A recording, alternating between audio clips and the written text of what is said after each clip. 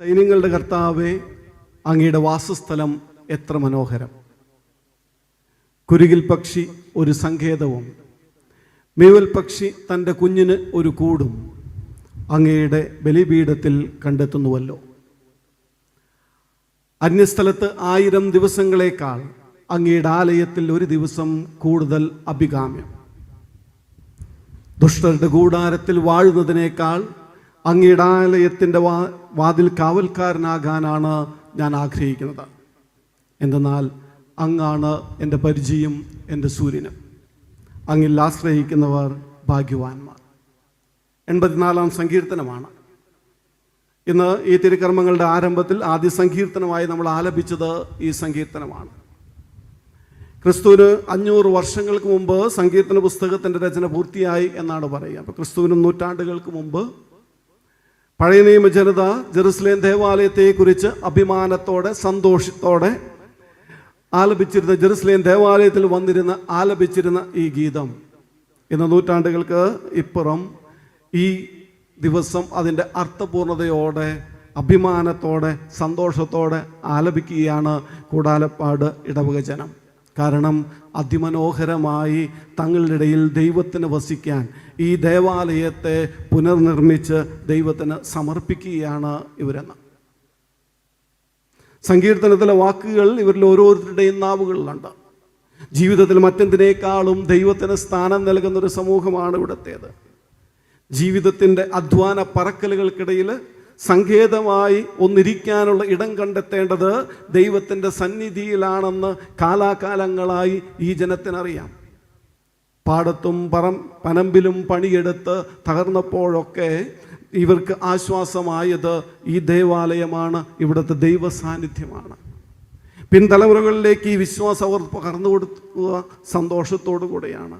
കാരണം തങ്ങളുടെ കുഞ്ഞുങ്ങൾക്ക് കൂടുകൂട്ടാൻ പറ്റുന്ന ഏറ്റവും ഉചിതമായ ഇടം, സുരക്ഷിതമായ ഇടം പൊന്നുതമ്പുരാൻ്റെ ബലിപീഠമാണെന്ന് ഇവർക്കറിയാം.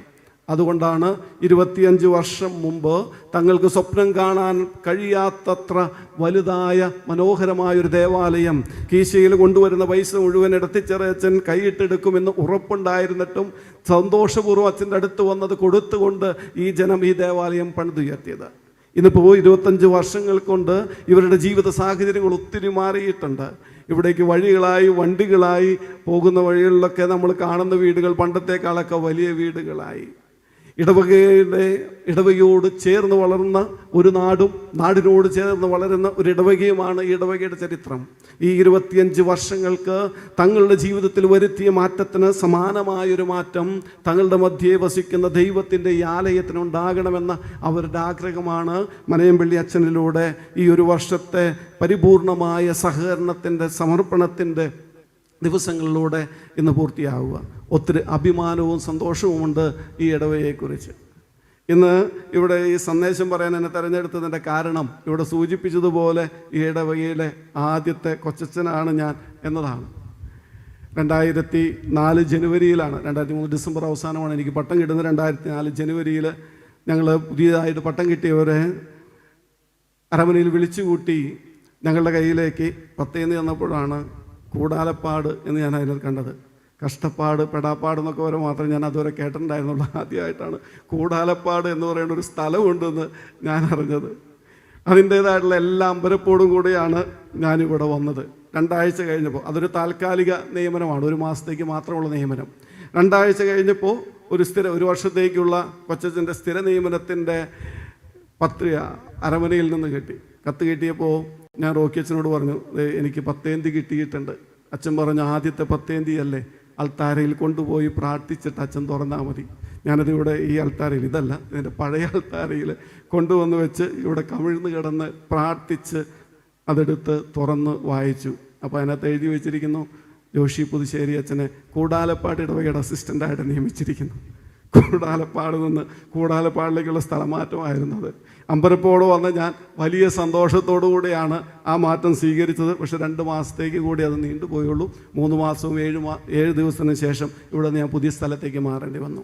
പക്ഷേ ഇന്നിപ്പോൾ 21 വർഷത്തെ പൗരോഹിത്യ ജീവിതത്തിൻ്റെ പിന്നിലേക്ക് തിരിഞ്ഞു നോക്കുമ്പോൾ ഞാൻ എൻ്റെ ജീവിതത്തിൽ പൗരോഹിത്യ ജീവിതത്തിൻ്റെ ഏറ്റവും സന്തോഷം അനുഭവിച്ച ദിവസം, ഒട്ടും വെള്ളം ചേർക്കാതെ തള്ളിമറിക്കാതെ ആത്മാർത്ഥതയോടെ പറയാൻ പറ്റും, ഈ ഇടവകയിലായിരുന്ന 3 മാസങ്ങളാണ്. അത്രയ്ക്കേറെ ഈ ജനം അന്ന് എന്നെ സ്നേഹിച്ചിട്ടുണ്ട്. സൈക്കിൾ ഔട്ടാൻ അറിയാതെ വന്ന എനിക്ക് വേണ്ടി വൈകുന്നേരം വരെ പണി കഴിഞ്ഞിട്ട് സ്വന്തം ബൈക്കിൽ സ്വന്തമായി പെട്രോൾ അടിച്ച് ഇവിടെ കൊണ്ടുവന്ന് എന്നെ ഈ വഴികളിലൂടെ മുഴുവൻ രാത്രിയിൽ കൊണ്ടുപോയി മോട്ടോർ സൈക്കിൾ ഓടിക്കാനായിട്ട് ഇവർ പഠിപ്പിച്ചിരുന്നു. കുടുംബ യൂണിറ്റിലേക്ക് കൊണ്ടുപോകാനായിട്ട് വരുന്നവരൊക്കെ ബൈക്ക് കൊണ്ടുവരും. ബൈക്ക് ഇവിടെ നിന്ന് അങ്ങോട്ട് യൂണിറ്റിലേക്ക് ഞാൻ ഓടിക്കും. അവിടെ ചെല്ലുമ്പോഴേക്ക് ആൾക്കാരെല്ലാം ഓടി മാറും. കൊച്ചത്തിന് സൗകര്യപൂർവ്വം അവർക്ക് അപകടവും ഇല്ലാതെയൊക്കെ വണ്ടി കൊണ്ടുവരാനായിട്ട് ഒരു ബുദ്ധിമുട്ടും കൂടാതെ നിസ്വാർത്ഥതയോടെ അച്ഛന്മാരെ സ്നേഹിക്കുന്ന മണ്ണാണിത്. അതിന് കാരണമുണ്ട്. ഇതെൻ്റെ മാത്രം അനുഭവമല്ല. ഇവിടെ ജോലി ചെയ്ത, ഇവിടെ ആയിരുന്ന എല്ലാ വൈദികർക്കും ഈ മണ്ണിനെക്കുറിച്ച്, ഈ നാടിനെക്കുറിച്ച് പറയാൻ ഈ അനുഭവം തന്നെയാണ് ഉണ്ടാവുക. കാരണം കൂടാലപ്പാടിന് എനിക്ക് പരിചയമുള്ള മറ്റേതിടവകയേക്കാളും ഇവരുടെ ജീവിതത്തിൻ്റെ ഏറ്റവും നിർണായകമായ സ്ഥാനമുള്ളത് ഈ ഇടവക ദേവാലയത്തിനാണ്. ഇവരുടെ സന്തോഷങ്ങൾ, ആഘോഷങ്ങൾ, തമ്മിത്തല്ലുകൾ, രാഷ്ട്രീയം ഒക്കെ ഈ ഇടവകയോട് ചേർന്നാണ്. ഇതാണ് ഇവരുടെ ജീവിതത്തിൻ്റെ കേന്ദ്രം. ഈ നാട്ടിലെ ഏറ്റവും വലിയ പ്രസ്ഥാനം ഈ ദേവാലയമാണ്. ഇതിനോട് ചേർന്നാണ് ഇവർ ജീവിക്കുന്നത്, ശ്വസിക്കുന്നത്, വളരുന്നത്. അത്രയ്ക്കേറെ ദൈവത്തിൻ്റെ ഈ ആലയത്തെ സ്നേഹിക്കുന്ന, ഇടവകയെ സ്നേഹിക്കുന്ന ഈ സമൂഹത്തിന് ഈ കാലഘട്ടത്തിൽ ദൈവം നൽകിയ വലിയ അനുഗ്രഹമാണ്. കാലത്തിനനുസരിച്ച്, ഇവരുടെ ജീവിത സാഹചര്യങ്ങൾക്കനുസരിച്ച്, ഇവരുടെ ആവശ്യങ്ങൾക്കനുസരിച്ച് നവീകരിക്കപ്പെട്ട ഈ ദേവാലയം അതിമനോഹരമായി ഈ ദേവാലയത്തിൻ്റെ പണി പൂർത്തീകരിക്കുന്നത്. ദേവാലയം മനോഹരമാണ്, ഇതിൻ്റെ നിർമ്മാണ പ്രവർത്തനവും അതിമനോഹരമാണ്. 2021 മനയമ്പിള്ളി അച്ഛൻ ഇവിടേക്ക് വന്നത്. അച്ഛൻ ഈ വർഷങ്ങളിൽ ഈ ഇടവകയെ വളരെ മനോഹരമായിട്ട് വളർത്തിയെടുക്കുന്നത് നമ്മളൊക്കെ കണ്ടതാണ്. ഇന്നലെ വരെ സ്വപ്നം കാണാൻ പറ്റാത്തത്ര കഴിവുകൾ ഇവിടുത്തെ ആളുകൾക്കുണ്ടെന്ന്. ഇവിടുത്തെ എല്ലാ ആഘോഷങ്ങളും, യൂണിറ്റ് വാർഷികങ്ങളാകട്ടെ, കാറ്റീസമാകട്ടെ, ഏത് പരിപാടിയും ഇതിനേക്കാളൊക്കെ വളരെ കളർഫുള്ളായിട്ട് നടത്താൻ പറ്റുമെന്ന് ഓരോരോ സംഭവത്തിലൂടെ അച്ഛൻ ഇവരെ കണ്ടിരിക്കുന്നു. ഈ 3 വർഷങ്ങൾ ഇവരുടെ ജീവിതത്തിൻ്റെ, ഈ ഇടവക സമൂഹത്തിൻ്റെ വളർച്ചയിൽ വലിയ മാറ്റങ്ങൾ സംഭവിച്ചിട്ടുണ്ട്. ആ ബോധ്യവും ഒരു വികാരിയോട്, ഇടവകയുടെ ഇടയനോടുള്ള ഇവരുടെ വലിയ താല്പര്യം. ഇടവ മക്കളെ എന്ന് അച്ഛൻ വിളിക്കുമ്പോൾ, കുഞ്ഞു മക്കളെ എന്ന് ഇവിടുത്തെ കുഞ്ഞുങ്ങളെ വിളിക്കുമ്പോൾ അത് സ്നേഹമുള്ളൊരു പിതാവിൻ്റെ സ്വരമാണെന്ന്, ജനത്തെ അറിയുന്ന ഒരു ഇടയൻ്റെ സ്വരമാണെന്ന് കൃത്യമായിട്ട് അറിയുന്ന ഒരു സമൂഹമായതുകൊണ്ടാണ് തങ്ങൾക്ക് കഴിയുന്നതിനേക്കാൾ ഉപരിയായിട്ടുള്ള സംഭാവനകൾ വികാരിയച്ഛൻ്റെ കയ്യിൽ കൊടുത്ത് പ്രതീക്ഷിച്ചതിനേക്കാളേറെ ഈ അൾത്താര മാത്രം പുതുക്കി പണിയാനായിട്ട് ആരംഭിച്ചെടുത്തുന്നതാണ് പള്ളിയുടെ ഓൾമോസ്റ്റ് എല്ലാ ഭാഗവും നവീകരിക്കുന്ന അവസ്ഥയിലേക്ക് എത്തിയത്. ഈ ഇടവക സമൂഹം മുഴുവൻ ഒരുമിച്ച് നിന്നതുകൊണ്ടാണ്. ചില കാര്യങ്ങളിലൊക്കെ ഒന്ന് മാറി നിന്നവർ പോലും അവസാനമായി ഇപ്പോൾ ഒരുമിച്ച് ചേർന്ന് എല്ലാ കാര്യത്തിലും സഹകരിച്ചു എന്നാണ് ഞാൻ കേൾക്കുക. ഇത് ഈ ഇടവകയെ ഒരുമിച്ച് ചേർക്കുന്ന കൂട്ടായ്മയുടെ ഏറ്റവും വലിയ നിമിഷമാണ്. ഏറെ സ്നേഹത്തോടെ അതിമനോഹരമായിട്ട് ഇടവകയെ വളർത്തിയതിന്, ഈ ദേവാലയത്തെ, ഈ ജനത്തിൻ്റെ സ്വപ്നത്തെ സാക്ഷാത്കരിച്ചതിന് മനയമ്പിള്ളി അച്ഛനോടും കൊച്ചച്ഛന്മാരോടും ഇത് യാഥാർത്ഥ്യമാക്കാൻ രാപ്പകൽ സ്വന്തം വീട് പണിയതിനേക്കാൾ തീഷ്ണതയോടെ അധ്വാനിച്ച് നിർമ്മാണ കമ്മിറ്റിയോടും ഭാരവാഹികളോടും ഒക്കെ ഏറെ സ്നേഹത്തോടെ നന്ദിയും അഭിനന്ദനങ്ങളും അറിയിക്കുകയാണ്. എറണാകുളം അങ്കമാലി അതിരൂപതയ്ക്ക് നിങ്ങൾ അതിമനോഹരമായ ഒരു ദേവാലയം സമ്മാനിച്ചിരിക്കുകയാണ്. ഇന്നലെ മറ്റൊരു ഉപതയിൽപ്പെട്ട എൻ്റെ ഒരു കൂട്ടുകാരൻ അച്ഛനോട് ഇന്ന് ഇങ്ങനെ ഒരു പള്ളി വെഞ്ചിരിപ്പുള്ള കാര്യം ഞാൻ പറഞ്ഞു. അവള് പറഞ്ഞു, ആരാണത് വെഞ്ചിരിക്കുന്നത്? ഞാൻ പറഞ്ഞു, വികാരിയച്ഛൻ തന്നെയായിരിക്കും. പുള്ളിക്ക് അത്ഭുതമാണ്. ഇങ്ങനെയൊക്കെ സംഭവിക്കുമോ? ഇങ്ങനെയൊക്കെ സംഭവിക്കും ഈ കാലത്ത്. ഇങ്ങനെയൊക്കെ സംഭവിച്ചാലും ഒരു കുഴപ്പവും ഉണ്ടാവില്ല എന്ന് ഒരിടവകയ്ക്ക് വേണ്ടി രാപകൽ അധ്വാനിക്കുന്ന, ആ ഇടവകയുടെ സ്വപ്നങ്ങൾ നെഞ്ചിലേറ്റുന്ന, ഈ ദേവാലയത്തിൻ്റെ നവീകരണത്തിന് വേണ്ടി ഊണും ഉറക്കവും ഒഴിച്ച് ഈ ജനത്തോടൊപ്പം അധ്വാനിച്ച വികാരിയച്ഛൻ തന്നെ ഈ അൾത്താരയുടെ വിശുദ്ധീകരണവും ഇവിടുത്തെ ആദ്യത്തെ ബലിയും അർപ്പിക്കുക എന്നത് എത്ര മനോഹരമാണ് എന്ന് ഇന്ന് നമ്മൾ തിരിച്ചറിയുക. എൻ്റെ കൂട്ടുകാരെ വിചാരിച്ചാർന്ന് നമ്മുടെ ഇവിടെ പള്ളി പണികളൊക്കെ ഇപ്പോൾ പള്ളിയുടെ വെഞ്ചിരിപ്പൊന്നും നടക്കണു എന്ന് പറയുന്നത് പുള്ളിക്ക് അത്ഭുതമാണ്. പുള്ളി വിചാരിച്ചാർന്ന് 7 വർഷമായിട്ട് ഇവിടെ പ്രശ്നങ്ങളായതുകൊണ്ട് ഇവിടെ ആൾക്കാരൊക്കെ പള്ളിയിൽ നിന്ന് പോയി ഇവിടെ ആകെ പ്രതിസന്ധിയാണ്, ഒന്നും നടക്കുന്നില്ല. വല്ല വികാരിയച്ഛൻ പറഞ്ഞ് ഈ ഫെബ്രുവരിയിൽ തന്നെ ഇപ്പോൾ 4 പള്ളികളായി പുതുക്കി പണിയണേന്നാണ്. വേറെ പള്ളികളും പണിതുകൊണ്ടിരിക്കുക. പ്രിയമുള്ളവർ, അതിനൊരു കാരണമുണ്ട്. നമ്മളെപ്പോഴാണ് ഒരു പള്ളി പുതുക്കി പണിയുന്നത്? നിലവിലുള്ള പള്ളിക്ക് കുറവുകൾ സംഭവിക്കുമ്പോഴാണ്, കോട്ടം സംഭവിക്കുമ്പോഴാണ്, ആവശ്യത്തിന് ഇടവില്ലാതിരിക്കുമ്പോഴാണ്, അത് ചോർന്നൊലിക്കാൻ തുടങ്ങുമ്പോൾ നമ്മളത് നശിപ്പിച്ച് കളയാറില്ല. നമ്മൾ എന്താ ചെയ്യുക? എല്ലാം അവസാനിച്ചെന്ന് ചിന്തിക്കാറില്ല. നമ്മൾ എന്താ ചെയ്യുക? ഇവിടത്തെ പോലെ നവീകരിക്കും. ഇതിൻ്റെ മോശമായ ഭാഗങ്ങളെ മുഴുവൻ ചെത്തിക്കളയും, പുതുതായിട്ട് കൂട്ടിച്ചേർക്കും. അപ്പോൾ ഈ മോശമായിരുന്നതിനേക്കാൾ കുറേ കൂടെ നല്ല ഒന്ന് ഇവിടെ ഉണ്ടാകും. ഈ ദേവാലയം പോലെ പഴയ ദേവാലയത്തിൻ്റെ പരിമിതികളെ മുഴുവൻ അതിജീവിച്ച് ഏറ്റവും മനോഹരമായിട്ടുള്ള ദേവാലയമായിട്ട് ഇത് മാറുകയാണ്. ഇത് പരിശുദ്ധാത്മാവിൻ്റെ പ്രവൃത്തിയാണ്. ചരിത്രത്തിൽ ആവർത്തി സംഭവിച്ചു കൊണ്ടിരിക്കുന്ന കാര്യമാണ്. 7 വർഷമായി നമ്മുടെ അതിരൂപതയും നമ്മുടെ സഭയും ചില ജീർണതകളിലൂടെ, ചില പ്രശ്നങ്ങളിലൂടെ കടന്നു പോകുമ്പോൾ അത് വിശ്വാസ പ്രതിസന്ധിയൊന്നും ഈ നാട്ടിലെ ഒരു ജനത്തിനും ഉണ്ടാക്കുന്നില്ല. കാരണം ഇത് പരിശുദ്ധാത്മാവിൻ്റെ പ്രവൃത്തിയാണെന്ന്. പരിശുദ്ധാത്മാവ് നവീകരിക്കണമെന്നുണ്ടെങ്കിൽ ആദ്യമേ മോശമായതിൻ്റെ തച്ച് തകർക്കേണ്ടതുണ്ടെന്ന്. തച്ചുടയ്ക്കുന്നത് അവസാനിപ്പിക്കാൻ വേണ്ടിയിട്ടല്ല, പണിതുയർത്താൻ വേണ്ടിയിട്ടാണെന്ന്. ചീഞ്ഞളിയുന്നിടത്ത് പുതുവിത്തുകൾ വളർന്നു വരുമെന്ന് ഉറച്ച ബോധ്യമുള്ള, ദൈവം കൂടെ നിന്ന് വഴി നടത്തുന്നു എന്ന് ഉറച്ച വിശ്വാസമുള്ള ഒരു വിശ്വാസ സമൂഹമാണ് എറണാകുളം അങ്കമാലി അതിരൂപതയുടെ.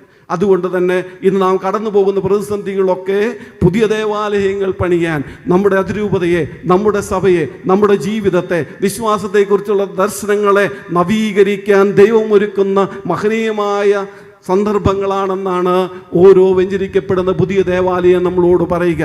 അതിനോട് ഇടവകയുടെ അതിരൂപതയുടെ നിലപാടുകളോട് ഏറ്റവും ചേർന്ന് നിൽക്കുന്ന, ഇവിടെ നിന്ന് വണ്ടി വിളിച്ച് ഏതാവശ്യത്തിന് എറണാകുളത്തേക്ക് വരാൻ ഒരു ബുദ്ധിമുട്ടും ഇല്ലാത്ത ഈ കാലത്തിൻ്റെ നമ്മുടെ നിലപാടുകളുടെ രക്തസാക്ഷികളായ 21 വൈദികരോട് ചേർന്ന് ഇവിടുത്തെ കൊച്ചച്ചൻ കൂടി ഉണ്ടായിരുന്നത് വെറുതെ ഒന്നുമല്ല. ഈ ജനത മനസ്സിൽ കൊണ്ടു നടക്കുന്ന ക്രൈസ്തവ ബോധ്യത്തിൻ്റെ നിലപാടുകളുടെ ഉറപ്പിൻ്റെ പ്രതീകമാണത്. ഞങ്ങൾക്ക് അഭിമാനമുണ്ട്. കൂടാലപ്പാട് എന്ന ഈ ഇടവകയെക്കുറിച്ച്, ഇതിന് നേതൃത്വം നൽകുന്ന വികാരിയച്ഛനെ കുറിച്ച്, കൊച്ചച്ഛനെ കുറിച്ച്, വിശ്വാസത്തെ എല്ലാ പ്രതിസന്ധി ഘട്ടങ്ങളിലും ഊട്ടിയുറപ്പിച്ച് വളർന്ന് നിങ്ങൾ മുന്നോട്ട് പോകുന്നതിൽ വലിയ സന്തോഷമുണ്ട്. ഏറെ സ്നേഹത്തോടെ അതിരൂപതയുടെ മുഴുവൻ പേരിൽ നിങ്ങൾക്കുള്ള നന്ദിയും അഭിനന്ദനങ്ങളും അറിയിക്കുകയാണ്.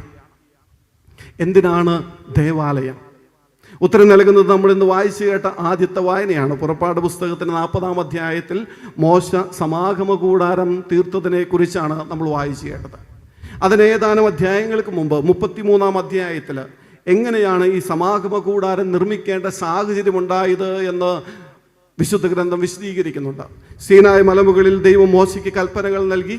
ആ കൽപ്പനകളുമായി താഴേക്ക് വന്നപ്പോൾ അഹറോന്റെ നേതൃത്വത്തിൽ സ്വർണ്ണ കാളക്കുട്ടി ഉണ്ടാക്കിയത് കണ്ടു. ആ കൽപ്പനകൾ വലിച്ചെറിഞ്ഞ് അത് തകർക്കപ്പെട്ടു. തന്നോട് അവിശ്വസ്ത കാണിച്ച ഈ ജനത്തെക്കുറിച്ച് ദൈവത്തിന് വിഷമമുണ്ടായി. മോശയെ അടുത്ത് വിളിച്ചിട്ട് ദൈവം മോശയോട് പറഞ്ഞു, മോശെ, നീ ഈ ജനത്തെയും കൊണ്ട് വാഗ്ദാന നാട്ടിലേക്ക് പോയിക്കൊള്ളുക. ഞാൻ നിങ്ങളുടെ കൂടെ വരുന്നില്ല. കാരണം ഞാൻ ഈ ജനത്തിൻ്റെ അകൃത്യം കണ്ട് ഞാൻ നിങ്ങളുടെ കൂടെ വന്നു കഴിഞ്ഞാൽ ഇവരെ നശിപ്പിച്ച് കളയാം. അപകടം കൃത്യമായിട്ട് തിരിച്ചറിഞ്ഞ മോശ ദൈവത്തിൻ്റെ മുമ്പിൽ കമിഴ്ന്ന് വീട് കണ്ണീരൊഴുക്കി പ്രാർത്ഥിച്ചിട്ട് ദൈവത്തോട് പറയും, എൻ്റെ ദൈവമേ, അങ്ങ് ഞങ്ങളോട് കൂടെ സഞ്ചരിക്കുന്നില്ലെങ്കിൽ ഞങ്ങളെ ഇവിടെ നിന്ന് പറഞ്ഞയക്കരുതേ. എന്നാൽ അങ്ങ് ഞങ്ങളോടുകൂടെ യാത്ര ചെയ്യുമെങ്കിൽ ഞാനും അങ്ങയുടെ ഈ ജനവും ഭൂമുഖത്തെ സകല ജനതകളിൽ നിന്നും വ്യത്യസ്തരായിരിക്കും. മോശയുടെ വാക്ക് കേട്ട് ദൈവം തൻ്റെ മനസ്സ് മാറ്റി വീണ്ടും കൽപ്പനകൾ അവന് എഴുതി കൊടുത്തു. എന്നിട്ട് അവരോടുകൂടെ താൻ യാത്ര ചെയ്യുന്നതിൻ്റെ അടയാളമായിട്ട് സമാഗമ കൂടാരം തീർക്കാനായിട്ട് കൽപ്പിച്ചു. അങ്ങനെ ദൈവം പറഞ്ഞതനുസരിച്ച് മോശ സമാഗമ കൂടാരം സൃഷ്ടിച്ചു. എന്നിട്ട് അതിൻ്റെ അവസാനത്തിൽ നിന്ന് നമ്മൾ വായിച്ചെടുത്ത് പറഞ്ഞു വയ്ക്കുന്നു, ആ സമാഗമ കൂടാരത്തിൽ ദൈവം വന്ന് വസിച്ചിരുന്നു. അവൻ മേഘമായി അതിനെ പൊതിഞ്ഞിരുന്നു. എപ്പോഴാണോ ദൈവം ആ മേഘത്തിൽ നിന്ന് ഉയർന്നത് അപ്പോൾ മാത്രമാണ് ഇസ്രായേൽ മുന്നോട്ടുള്ള യാത്ര പുറപ്പെട്ടത്. എപ്പോഴൊക്കെ മേഘം സമാഗമ കൂടാരം നിറഞ്ഞു നിന്നോ അപ്പോൾ അവർ ദൈവത്തിൻ്റെ അരുളപ്പാടിന് വേണ്ടി കാത്തിരുന്നു. ദൈവത്താൽ നയിക്കപ്പെട്ട ഓരോ തീരുമാനത്തിലും ദൈവത്തിൻ്റെ ഉപദേശം ചോദിക്കുന്ന ഒരു ജനത്തിന് ദൈവത്തെ കണ്ടുമുട്ടാനുള്ള ഇടമാണ് ദൈവാലയം. സമാഗമ കൂടാരം എന്നാണ്. സമാഗമ കൂടാരം എന്ന് പറഞ്ഞാൽ കൂടിക്കാഴ്ചയുടെ ഇടം. ദൈവവും മനുഷ്യനും കൂടിക്കാഴ്ച നടത്തുന്ന ഇടമാണ് ദൈവാലയം. മോശയെക്കുറിച്ച് പുറപ്പാട് 33:11 പറയുന്ന മനോഹരമായിട്ടുള്ളൊരു വാക്യമുണ്ട്. ദൈവം സമാഗമ കൂടാരത്തിൽ മോശയോട് ഒരു കൂട്ടുകാരനോട് എന്നതുപോലെ മുഖാഭിമുഖം സംസാരിക്കുമായിരുന്നു. പ്രിയമുള്ളവരെ, നമ്മുടെ ദൈവം മനുഷ്യനിൽ നിന്ന് അകന്നിരിക്കാൻ ആഗ്രഹിക്കുന്ന ദൈവമല്ല, മനുഷ്യൻ നിന്ന് മറഞ്ഞിരിക്കാൻ ആഗ്രഹിക്കുന്ന ദൈവമല്ല. മനുഷ്യനോട് മുഖാമുഖം കാണാൻ, സംസാരിക്കാൻ, അവൻ്റെ കൂടെ ആയിരിക്കാൻ, അവൻ്റെ കൂടെ എന്നും വസിക്കുന്ന എമ്മാനുവേലായ ഒരു ദൈവമാണ്. ആ ദൈവം നമ്മളെ ഓരോരുത്തരെയും കാണാൻ, നമ്മോട് സംസാരിക്കാൻ, നമ്മുടെ വേദനകൾ പങ്കിടാൻ, നമ്മുടെ സന്തോഷങ്ങളിൽ പങ്കുചേരാൻ ആഗ്രഹിക്കുന്ന ഒരു ദൈവമാണ്. ഈ ദൈവാലയം നമ്മുടെ ജീവിതത്തിൻ്റെ വഴികൾക്കിടയിൽ, സ്വർഗീയ യാത്രക്കിടയിൽ, ഈ ഭൂമിയിലെ ഇടക്കാല ജീവിതത്തിന് വേണ്ടി നമ്മൾ ഒരുക്കുന്ന വസതികൾക്ക് നടുവിൽ ദൈവവും തൻ്റെ കൂടാരം അടിച്ചിരിക്കുകയാണ്. യോഹന്നാൻ 1:14 യേശുവിനെ മനുഷ്യാവതാരത്തെക്കുറിച്ച് പറയും, വചനം മാംസമായി നമ്മുടെ ഇടയിൽ വസിച്ചു. പക്ഷെ ഇന്നിപ്പോൾ അതിൻ്റെ പുതിയ ട്രാൻസ്ലേഷൻ നമ്മുടെ ഇടയിൽ വസിച്ചു എന്നല്ല, വചനം മാംസമായി നമ്മുടെ ഇടയിൽ കൂടാരമടിച്ചു എന്നാണ്. എസ്കനോസൻ എന്ന് പറയുന്ന ഗ്രീക്ക് പദത്തിൻ്റെ മൂലാർത്ഥം ഇതാണ്, കൂടാരമടിച്ചു. പഴയ നിയമജനത മരുഭൂമിയിലൂടെ മുന്നോട്ട് പോയപ്പോൾ അവരുടെ കൂടാരങ്ങളുടെ നടുവിൽ ഒരു കൂടാരമടിച്ച് ദൈവം അവരോടുകൂടെ താമസിച്ചതുപോലെ പുതിയ നിയമത്തിൽ ക്രിസ്തുവിൽ ദൈവം നമ്മുടെ അടുത്ത് വന്ന് നമ്മോട് കൂടെ വസിച്ചതുപോലെ ഈ ഇടവക ദൈവാലയത്തിൽ നമ്മുടെ വീടുകളുടെ നടുവിൽ ദൈവം തൻ്റെ ഒരു വീടൊരുക്കി നമ്മെ കാത്തിരിക്കുകയാണ്. ഈ സമാഗമ കൂടാരത്തിൻ്റെ സങ്കല്പം ഏറ്റവും മനോഹരമായി അവതരിപ്പിച്ചുകൊണ്ടാണ് ഈ ദേവാലയം നിർമ്മിച്ചിരിക്കുക. ഈ ദേവാലയത്തിൻ്റെ മുഖവാരത്തിൽ ഏറ്റവും മുകളിൽ നമ്മൾ കാണുക, കൈകൾ വിരിച്ച് ഇതിലേക്ക് കടന്നു എല്ലാവരും, ഈ വഴിയിലൂടെ കടന്നു പോകുന്നവരെ, ഈ ഇടവക ജനത്തെ മുഴുവൻ അകത്തേക്ക് തന്നിലേക്ക് കൈ നീട്ടി വിളിക്കുന്ന തിരുഹൃദയത്തിൻ്റെ രൂപമാണ്. നമ്മുടെ അതിരൂപത തിരുഹൃദയത്തിന് പ്രതിഷ്ഠമാണ്, നമുക്കറിയാം. ഈശോ തമ്പുരാൻ തൻ്റെ സ്നേഹമുള്ള ഹൃദയത്തിലേക്ക് തൻ്റെ സ്നേഹം നുകരുവാനായിട്ട് ഈ ഇടവക ജനത്തെ മുഴുവൻ ക്ഷണിച്ചു വരുത്തുന്ന ഇടമാണ് ഈ ദേവാലയം. ഇവിടെ അകത്ത് വരുമ്പോൾ നമുക്കിവിടെ നടുവിലുള്ളത് ക്രൂശിതനായ ദൈവമാണ്. പ്രിയമുള്ളവരെ, ലോകത്തിലെ ക്രൈസ്തവ ദേവാലയങ്ങളിൽ മാത്രം കാണാവുന്നൊരു ദൈവസങ്കല്പമാണിത്. മുറിവുകളേറ്റ് രക്തം വാർന്ന് മരിച്ചു കിടക്കുന്ന ഒരു ദൈവം. മനുഷ്യന് അവൻ കടന്നു പോകുന്ന വേദനകളുടെ സമയത്താണ് ഏറ്റവും വലിയ ആശ്വാസം വേണ്ടത്. അത് നൽകാൻ പറ്റുന്ന ലോകത്തിലെ ഏറ്റവും പൂർണ്ണതയുള്ള ദൈവിക സങ്കല്പമാണ് ക്രൂശിതനായ ദൈവം. അനുദിന ജീവിതത്തിൻ്റെ വേദനകളുമായിട്ട് കടന്നു വരുന്നവരോട് മുഴുവൻ നിന്റെ വേദനകളും വ്യാകുലതകളുമൊക്കെ അതിൻ്റെ ആഴത്തിൽ അറിയാവുന്ന ഒരു ദൈവമാണ് ഞാൻ എന്ന് ക്രിസ്തു പറയാതെ പറയുന്നത് ഈ ക്രൂശിത രൂപത്തിലൂടെയാണ്. നമ്മുടെ ജീവിതത്തിൻ്റെ വേദനകൾ ഏതാവട്ടെ, ഒറ്റപ്പെടലിൻ്റെ, രോഗത്തിൻ്റെ, സഹനങ്ങളുടെ, ഏത് വേദനയുടെ അവസ്ഥയിലൂടെ കടന്നു പോകുന്നവനാണെങ്കിലും അവൻ ഈ ദേവാലയത്തിലേക്ക് കടന്നു വരുമ്പോൾ ക്രിസ്തു പറയും, എന്നെ നോക്ക്, എൻ്റെ മുറിവുകളോട് നിങ്ങളുടെ മുറിവുകൾ ചേർത്ത് വെക്കി. ഈ ലോകത്തിലെ മറ്റാർക്കും നിങ്ങളുടെ വേദനകൾ മനസ്സിലാകുന്നില്ലെങ്കിലും എനിക്ക് നിങ്ങളുടെ വേദനകൾ മനസ്സിലാകും. പ്രിയമുള്ളവർ, ഇതുകൊണ്ടാണ് ദൈവത്തെ മുഖാഭിമുഖം കാണേണ്ട ഒരിടമായത് കൊണ്ടാണ് നമ്മുടെ ദേവാലയത്തിൽ ദൈവത്തിനും മനുഷ്യനും ഇടയിൽ നമ്മൾ തുണി വലിച്ചു കെട്ടിയിട്ടില്ലാത്തത്. ഈ ദേവാലയം മനുഷ്യനാശ്വാസം പകരേണ്ട ഇടമായത് കൊണ്ടാണ് കർത്താവിന് മറ്റു വ്യാഖ്യാനങ്ങളൊന്നും കൂടാതെ ഒന്ന് നോക്കിയിരുന്നാൽ മനുഷ്യന് തൻ്റെ വേദനകൾ അലിഞ്ഞു പോകുന്ന ക്രൂശിതനായ കർത്താവിന് ജീവിതത്തിൻ്റെ നടുവിൽ, ഈ ഇടവക ദേവാലയത്തിൻ്റെ നടുവിൽ നമ്മൾ പ്രതീക്ഷിച്ചിട്ടുള്ളത്. നമ്മുടെ ജീവിതത്തിൻ്റെ ഏത് വേദനയാകട്ടെ, ഏത് സഹനമാകട്ടെ, ഏത് പ്രതിസന്ധിയാകട്ടെ, ഏതിരുളിൻ്റെ രാത്രിയാകട്ടെ, നിങ്ങൾക്ക് കടന്നു വരാൻ തമ്പുരാന്റെ പൊന്നു ദേവാലയമുണ്ട്. ഈ ദേവാലയം മനോഹരമാകുന്നത് ഇത് നവീകരിക്കപ്പെട്ടത് കൊണ്ട് മാത്രമല്ല, കടന്നു വരുന്നവനൊക്കെ തമ്പുരാന്റെ മുറിവുകളോട് ചേർത്ത് വെച്ച് ജീവിതത്തിലേക്ക് ആശ്വാസം കണ്ടെത്താവുന്ന പ്രാർത്ഥനയുടേതായുള്ള ഒരു ചൈതന്യത്തിലാണ് ഈ ദേവാലയം പണി കഴിപ്പിക്കപ്പെട്ടിട്ടുള്ളത് എന്നതുകൊണ്ട് മനോഹരം പുതുമയായിരിക്കുമ്പോഴും ലാളിത്യത്തോടെ പ്രാർത്ഥനയുടെ അന്തരീക്ഷം നിർത്തുന്ന മനോഹരമായിട്ടുള്ളൊരു ദേവാലയം പ്രത്യേകമായിട്ട് അഭിനന്ദിക്കുകയാണ്. കെട്ടുകാഴ്ചകൾക്കപ്പുറം മനുഷ്യൻ്റെ പ്രാർത്ഥനാലയമാണിതെന്ന ബോധ്യത്തോടെ ഇത് ഡിസൈൻ ചെയ്തവർക്ക്, പ്രിയമുള്ളവരെ, ദൈവത്തെ കണ്ടുമുട്ടാൻ, ദൈവത്തോട് ചേർന്ന് നിൽക്കാൻ, ഇനി ആരും നമ്മൾ ഒറ്റയ്ക്കല്ല എന്ന, നമ്മുടെ ജീവിതത്തിൻ്റെ വേദനകൾ ഒറ്റയ്ക്കല്ല എന്ന ഉറപ്പ് നൽകുന്ന ഈ ദേവാലയത്തിലേക്ക് ജീവിതത്തിന് ഏത് പ്രതിസന്ധിയിലും കടന്നു വരാൻ നിങ്ങൾക്കാവട്ടെ. അങ്ങനെയാണ് ഈ ജനം ജീവിച്ചതെന്ന് എനിക്കറിയാം. ഈ നാട്ടിലെ ഏത് പ്രശ്നത്തിനും പരിഹാരം തേടി അവിടെ വന്നിരുന്നത് ദേവാലയത്തിലേക്കാണ്. കൃഷിക്ക് വെള്ളമില്ലെങ്കിൽ, കിണറ്റിൽ പ്രശ്നമുണ്ടെങ്കിൽ, കുടുംബത്തിൽ ഒരാൾക്ക് രോഗം വന്നു കഴിഞ്ഞാൽ, പകർച്ചവ്യാധികൾ വന്നാൽ, ഏത് വന്നാലും ഓടി വരുന്നത് ഈ ദേവാലയത്തിലേക്കാണ്. തലമുറകളിലേക്ക് ഈ വിശ്വാസം ഇതുപോലെ തന്നെ പകരാൻ ഈ ഇടവക ദൈവാലയം നിങ്ങളെ ഓരോരുത്തരെയും സഹായിക്കട്ടെ. മോശ ദൈവത്തോട് പറഞ്ഞ ഒരു കാര്യമുണ്ട്. അങ്ങ് ഞങ്ങളോട് കൂടെ യാത്ര ചെയ്യുന്നുണ്ടെങ്കിൽ ഞാനും അങ്ങയുടെ ജനവും ഭൂമുഖത്തെ സകല ജനതകളിൽ നിന്നും വ്യത്യസ്തരായ ജനതയായിരിക്കും. പ്രിയമുള്ളവരെ, ഈ ദേവാലയം നവീകരിക്കപ്പെടുമ്പോൾ നമുക്കങ്ങനെ ഒരു ഉത്തരവാദിത്തം കൂടിയുണ്ട്. ഇതുവരെ നമ്മൾ ജീവിച്ചതുപോലെ ഇനി ജീവിച്ചാൽ പോരാ, മറ്റു മനുഷ്യരെ പോലെ നമ്മൾ ജീവിച്ചാൽ പോരാ. ഈ ദൈവം ആഗ്രഹിക്കുന്നത് പോലെ ജീവിക്കണം. എന്താ ദൈവം കൃത്യമായിട്ട് നമ്മൾ ആഗ്രഹിക്കുന്നത്? ഈ ദേവാലയത്തിലേക്ക് കടന്നു വരുമ്പോൾ ദൈവം എന്താണ് ആഗ്രഹിക്കുന്നത് എന്ന് സുവിശേഷം നമുക്ക് ഉത്തരം നൽകും. യോഹന്നാൻ സുവിശേഷത്തിൻ്റെ 2-ാം അധ്യായത്തിൽ നിന്ന് ദേവാലയ ശുദ്ധീകരണത്തിൻ്റെ ഭാഗമാണ് നമ്മൾ വായിച്ചു കേട്ടത്. സമാന്തര സുവിശേഷങ്ങളിൽ യോഹന്നാൻ സുവിശേഷത്തിലുള്ള പ്രത്യേകത, സമാന്തര സുവിശേഷങ്ങളിൽ യേശുവിൻ്റെ പരസ്യ ജീവിതത്തിൻ്റെ അവസാനമാണ് ദേവാലയ ശുദ്ധീകരണം.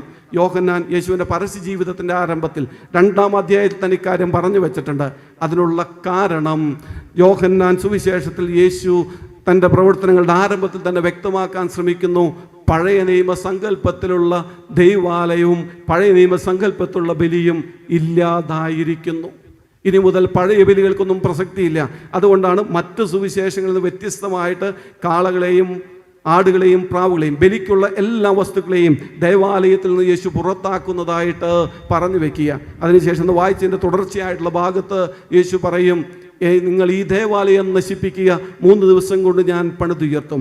ജെറുസലേം ദേവാലയത്തിൻ്റെ മൃഗബലിയിൽ അധിഷ്ഠിതമായ ജെറുസലേം ദേവാലയത്തിൻ്റെ ആരാധന മാറ്റിയിട്ട് ക്രിസ്തു അവനവനെ ബലിയായി അർപ്പിക്കുന്ന ഒരു പുതിയ ബലിയെക്കുറിച്ച്, പുതിയ ദൈവവും മനുഷ്യ ബന്ധത്തെക്കുറിച്ച്, കണ്ടുമുട്ടലിനെ കുറിച്ച് പഠിപ്പിക്കുക. ഇനി മുതൽ മറ്റുള്ളവരുടെ ചോര വീഴ്ത്തിയിട്ടല്ല നീ ദൈവത്തെ പ്രീതിപ്പെടുത്തേണ്ടത്, മറിച്ച് മറ്റുള്ളവർക്ക് വേണ്ടി നിന്റെ ചോര ബലിയായി അർപ്പിക്കാൻ തയ്യാറാകുന്നിടത്താണ്. എപ്പോഴാണോ ഒരുവൻ തന്നെ മറ്റുള്ളവർക്ക് വേണ്ടി ബലിയായി അർപ്പിക്കാൻ തയ്യാറാകുന്നത്, അപ്പോഴാണ് അവൻ ദൈവത്തിന് സ്വീകാര്യമായ കാഴ്ചയർപ്പിക്കുന്നത് എന്നാണ് പുതിയ നിയമത്തിലെ ക്രിസ്തു നമ്മളോട് പറയുക. ഇതിന് അടിവരയിട്ടുകൊണ്ട് ക്രിസ്തു ചേർത്ത് വെക്കുന്ന ഒരു കാര്യമുണ്ട്: ദൈവാലയം കച്ചവട സ്ഥലമാക്കരുത്. എന്താണ് കച്ചവട സ്ഥലത്തിൻ്റെ പ്രത്യേകത? കച്ചവട സ്ഥലം ലാഭേച്ഛയുടെ ഇടമാണ്. എനിക്കെന്ത് കിട്ടുമെന്ന് ചിന്തിക്കുന്നവനാണ് കച്ചവട സ്ഥലത്തുള്ളവൻ. ഈ ദേവാലയത്തിലേക്ക് നിങ്ങൾ കടന്നു വന്നിട്ട് എനിക്കെന്ത് കിട്ടുമെന്ന ചിന്തയോടുകൂടിയാണ് നിങ്ങൾ വരുന്നതെങ്കിൽ, ഈ ദേവാലയത്തിൽ വന്ന് പ്രാർത്ഥിച്ചാൽ എനിക്കെന്ത് കിട്ടുമെന്ന്, തിരുനാൾ ഏറ്റെടുത്ത് നടത്തിയാൽ എനിക്കെന്ത് കിട്ടുമെന്ന്, ഇവിടെ സംഘടനകൾ പ്രവർത്തിച്ചാൽ എനിക്കെന്ത് കിട്ടുമെന്ന്, അല്ലെങ്കിൽ എനിക്ക് ഏതൊക്കെ സ്ഥാനങ്ങൾ കിട്ടുമെന്ന്, ഇങ്ങനെ എനിക്കെന്ത് കിട്ടുമെന്ന ചിന്തയോടെ ലാഭേച്ഛയുടെ കണ്ണുകളോടെ നിങ്ങൾ ഇവിടേക്ക് കടന്നു വരുമ്പോൾ ആ നിമിഷം ഇത് ദൈവാലയമല്ലാതായി മാറും എന്നോർക്കുക. എവിടെ കച്ചവടമുണ്ടോ അവിടെ ക്രിസ്തുവില്ല. സഭ ദൈവത്തിൻ്റെ ആലയമെന്ന് പൗലോസ്ലീഹ പഠിപ്പിച്ചു വെക്കുന്നുണ്ട്. പ്രിയമുള്ളവരെ, എവിടെ ദൈവത്തിൻ്റെ ആലയമാകേണ്ട സഭ കച്ചവടത്തിൻ്റെ ഇടമായി മാറിയതിൻ്റെ വേദനയും പ്രതിസന്ധിയുമാണ് 7 വർഷങ്ങളായിട്ട് നമ്മൾ അനുഭവിക്കുന്നത് എന്നുകൂടെ ഓർക്കണം. അതുകൊണ്ട് ക്രിസ്തുവിൻ്റെ ബലിസങ്കല്പം ജീവിതത്തോട് ചേർത്ത് വെച്ച് മുന്നോട്ട് പോകാൻ നമുക്കാവട്ടെ. ഓർമ്മിക്കണം, നമ്മുടെ വീടുകളിൽ നിന്ന് ഈ ദേവാലയത്തിലേക്ക് നമ്മൾ കടന്നു വരുന്ന വഴികളൊക്കെ ജെറുസലേമിൽ നിന്ന് ജെറീക്കോയിലേക്ക് പോകുന്ന വഴികളാണ്. ഈ ദേവാലയത്തിലെ ബലിയർപ്പിക്കാനായിട്ട് കടന്നു വരുമ്പോഴൊക്കെ നിങ്ങളുടെ കണ്ണുകൾ അടുത്തുള്ള വീടുകളിലേക്ക് തുറന്നിരിക്കണം. അവിടെ വിശക്കുന്നൊരു വയറുണ്ടോ എന്ന്, അവിടെ മുറിവേറ്റ് കിടക്കുന്ന ഒരുവനുണ്ടോ എന്ന് അന്വേഷിക്കണം. ഓർക്കേണ്ട കാര്യമുണ്ട്, അനുസരണം ബലിയേക്കാൾ ശ്രേഷ്ഠമെന്നത് പഴയ നിയമത്തിൻ്റെ പ്രമാണമാണ്.